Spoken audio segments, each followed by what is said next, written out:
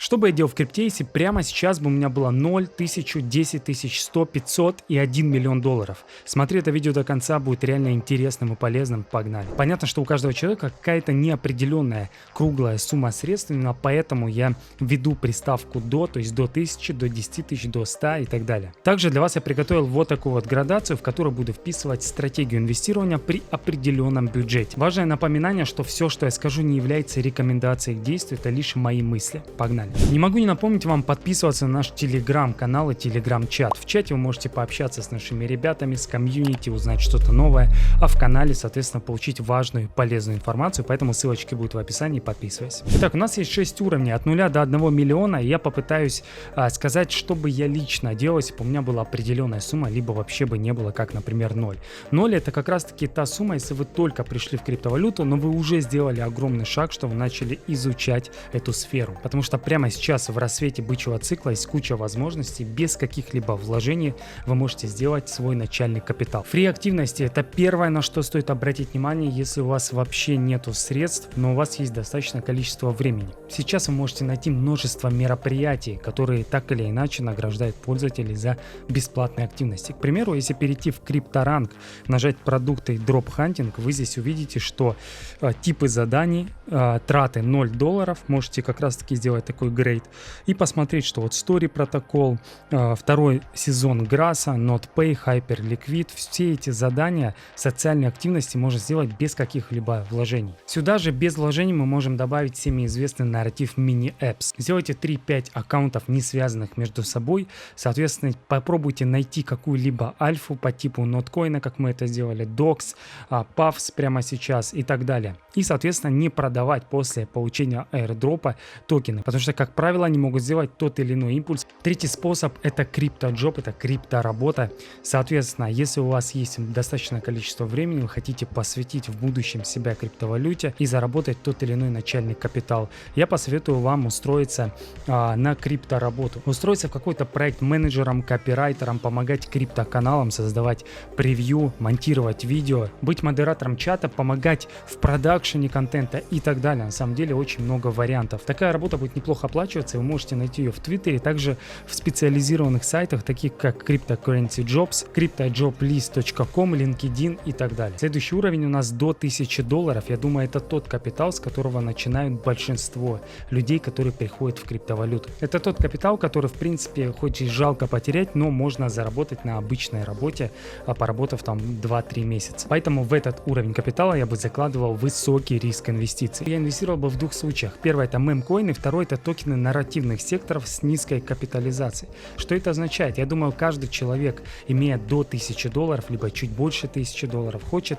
так или иначе нормально иксануть хотя бы 10 иксов, чтобы с 1000 при полноценном бычьем рынке сделать $10 000. В принципе, это неплохая цель, если закладывать высокие риски. Так как, в принципе, чем меньше у вас бюджет, тем более высоким риском вы должны быть привержены.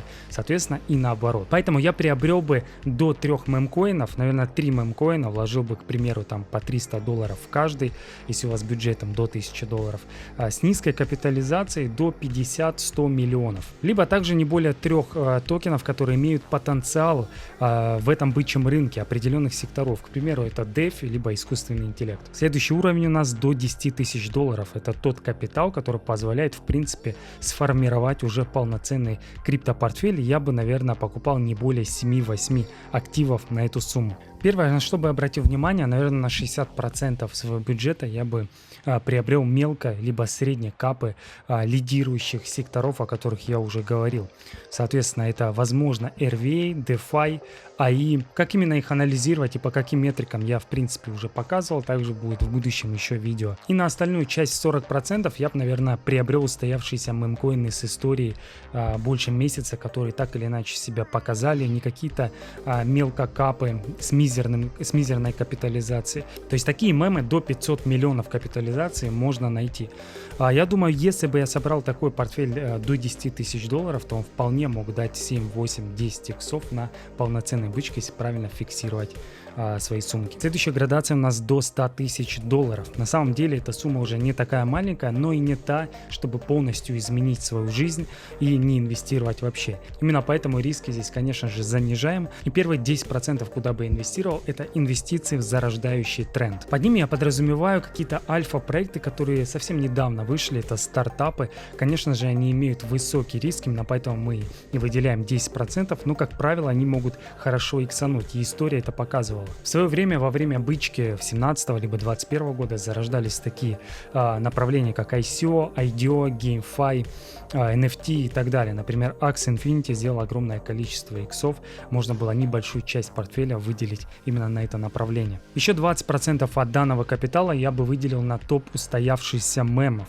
которые всем известны, капитализация от полумиллиарда долларов, и как раз таки 20% для такого риска это вполне приемлемо лично для меня. Остальные 70% я бы выделил потенциальные гемы с различных секторов, которые будут так или иначе лидировать. Недавно я показывал на примере Dune Analytics, как выглядят графики, соответственно, где есть большая ликвидность, где, соответственно, есть хайп и так далее. Это L1, L2, искусственный интеллект, возможно, RVA. 70% из этого бюджета я бы посвятил туда с глубоким ресерчем, выбрал бы 7-10 токенов, которые достаточно интересны для этого бычьего рынка. Я думаю, именно так бы я поднял неплохой капитал на предстоящем бычьем рынке, имея до 100 тысяч долларов. 5 причин, почему уже второй год пользуюсь исключительно биржей BingX и рекомендую тебе. Одни из самых низких комиссий на рынке, простой и удобный интерфейс для новичка и профессионального трейдера, предоставление повышенного VIP плюс 2 статуса за переход из другой биржи, большое количество торговых пар и самое главное оперативное решение любых вопросов через меня лично. Также напиши мне, если торгуешь большими объемами или являешься инфлюенсером с аудиторией для получения отдельных условий. Ссылка в описании, все будет BingX. Следующее у нас достаточно серьезно, до 500 тысяч долларов, дальше будет еще интересней.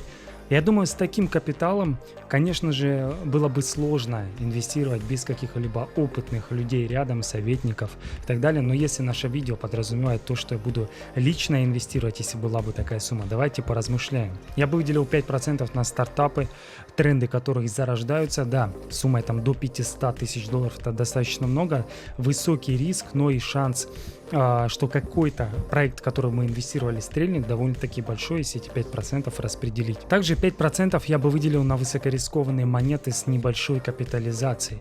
5% в принципе это достаточно неплохо, если сделать определенную аналитику и купить 5-10 монет, так или иначе на бычьем рынке какая-то из них себя очень хорошо покажет. Еще на целых 20% я бы скорее всего создал очень качественную небольшую ферму из порядка там 10, к примеру, аккаунтов, которые, соответственно, я с помощью них буду фармить различные протоколы, поинты, баллы для потенциальных хороших дропов. То есть 20% из этой суммы, инвестируя в различные протоколы с доходностью, можно неплохо заработать.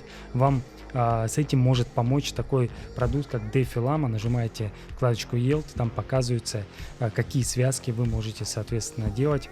Также там показывается вкладочка Airdrop, где вы можете поставить какие дропы на крипторанг. Тоже это есть. Еще 20% я бы выделил на инвестиции в долгосрочный портфель с консервативным риском монеты, исключительно из топ-100 CoinMarketCap. Выделил бы определенные 5-7 монет, возможно, чуть больше 10, и инвестировал бы 20% именно туда. Опять же, это мы говорим о том, что если бы мы сразу куда-то инвестировали, не, так сказать, не усредняясь там каждый месяц. То есть у нас есть деньги, мы должны прямо сейчас их использовать. И целых 50% я бы, наверное, вложился в эфир. Не в биткоин, а именно в эфир, когда будет перетекание ликвидности. Прямо сейчас, если мы говорим про сегодняшнюю дату, когда я записываю, то, скорее всего, это эфир с целью в 1 триллион FDV.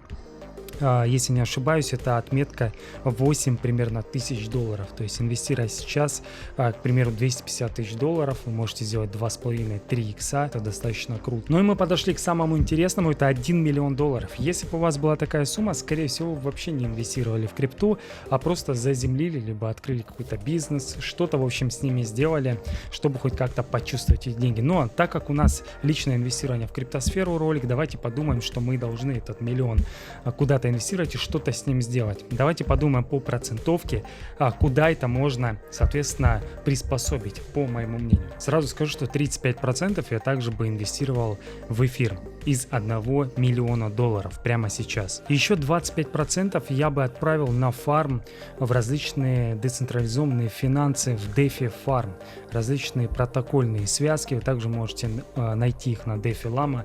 Я уже рассказал, как это сделать.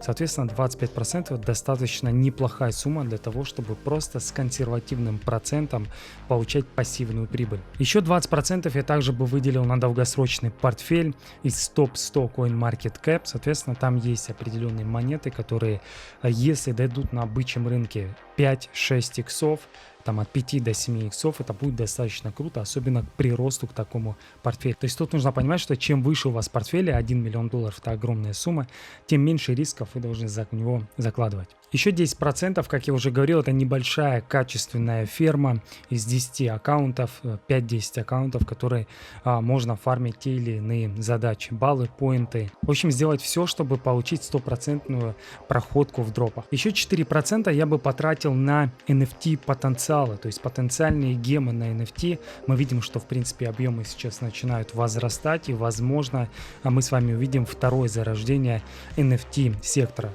Именно поэтому я бы сделал определенный альфа-ресерч и попытался найти гемы, которые можно приобрести. 4% я бы потратил на это. Предпоследние 3% я бы выделил на high-risk мелкокапы однозначно, потому что эти 3% могут дать такой рост, если про них забыть, что в принципе покроет там пол портфеля. Поэтому 3% какой-то маленький небольшой риск все равно нужно оставлять на мелкокапы. И последние 3% такой же high-risk, это стартапы, различные новые направления в секторы, которые можно рисковать, пробовать. Именно они на самой ранней стадии в альфа таком режиме могут также дать хороший X. Вот в принципе полностью мой портфель из 1 миллиона долларов, как бы я, если так вскидку быстро сказать, куда бы я инвестировал. Друзья, это примерное видео, куда бы я использовал тот или иной бюджет в зарождающий бычий тренд. Напишите в комментариях, куда бы инвестировали вы при определенном бюджете. Всем пока.